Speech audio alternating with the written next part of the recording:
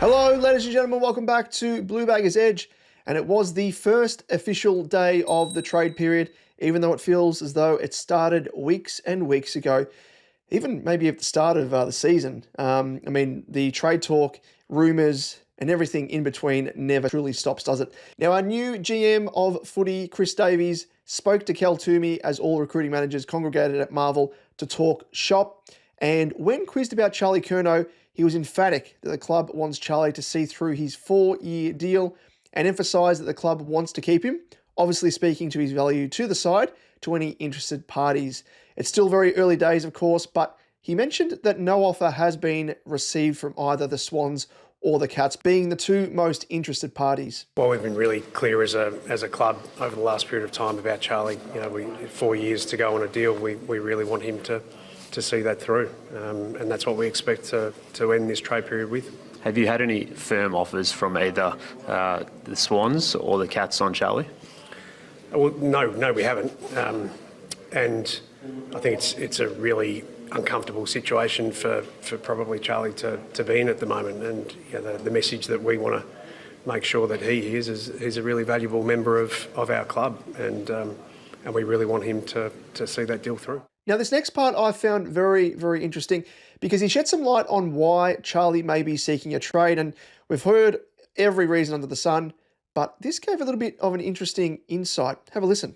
Well, I think the last 12 months has been a pretty big period of time for Charlie, without knowing the specifics, but clearly he's had some body issues that he's had to deal with, and the season clearly didn't go the way that the club wanted it to, but far better for him to answer those questions from our standpoint.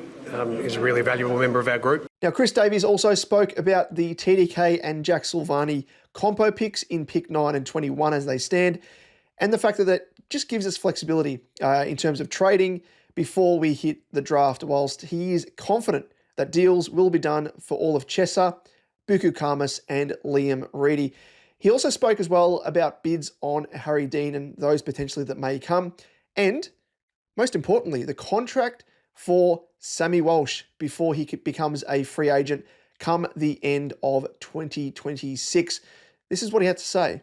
Well, the club's pretty comfortable with where that has gotten to. Sam's been away over the off-season so far, and I'm sure we'll enjoy the remainder of his break. And once he comes back and gets into pre-season, we'll have that sort of chat from there. I'm pretty comfortable that the players get the opportunity to assess what they want. Certainly from our club's perspective, we believe Sam can be a massive player for us into the future. Now, hopefully, of course, we can get Walshy to sign early on so we don't have another TDK situation dragging out over the course of the season. As we know, Walshy himself has said emphatically how much he wants to stick around and emulate Cripper especially, and hopefully with that bring about some success. I honestly think he's in the conversation as a future captain of the Carlton Football Club once Cripper does relinquish that.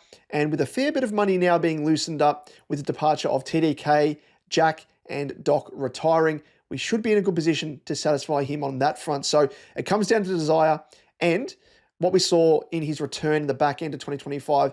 Geez, that makes me very, very excited to know that sort of form that we saw is very much in line with what we saw during the 2023 final series that made him the best player across that final series. So fingers crossed it can get done, but of course we will return to that news when it does come to hand. Now, let's switch things up and have a look at the different perspectives from both Sydney and Geelong. Sydney first up, of course, one of the more interested parties in Charlie Curnow, and their head of list strategy, Chris Keane, spoke to Toomey as well about the desire to bring Curnow into their club, but of course, the sticking point is finding a deal that will satisfy both parties, given he has 4 years to run on his existing deal. I suppose we'll be able to put forward what we think is a suitable offer at the right time. Again, we'll be having those conversations behind closed doors, but I think whenever you're dealing with a trade, you're trying to look at what your opposition might want.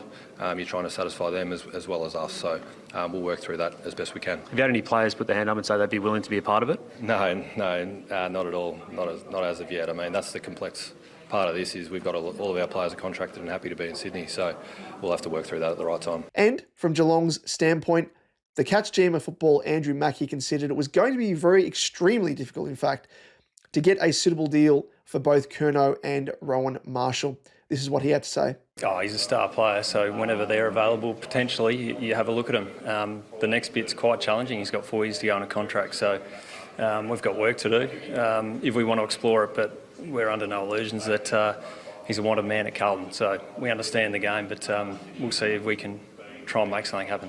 2 quality players, but it's, as we sit here, it's going to be hard work to get them both done. Has the club spoken to Charlie about his interest in coming?